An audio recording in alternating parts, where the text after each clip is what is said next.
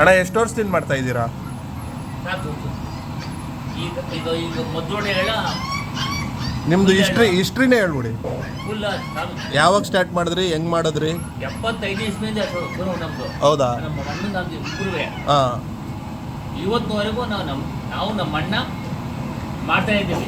Okay. ಯಾರ್ಯಾರು ಕೊಟ್ಟಿದ್ದೀರಾ ಅಣ್ಣ ಇಲ್ಲಿವರೆಗೂ ಮದ್ದೂರೊಡೆ? ಸಾಲನ ಅಲ್ಲ ಅಡೆ, ಯಾರ್ಯಾರು ತಿಂದವ್ರು? ದೊಡ್ಡವರು ಸೆಲೆಬ್ರಿಟಿ ದೊಡ್ಡವರು.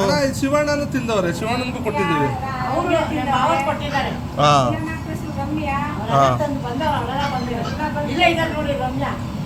ಅಲ್ಲಿ ಫೋಟೋ ಐತಲ್ಲ. ರಾಜ್ಕುಮಾರ್ ಮಗ ಶಿವರಾಜ್ಕುಮಾರ್ ಅವ್ರ ಮಗನ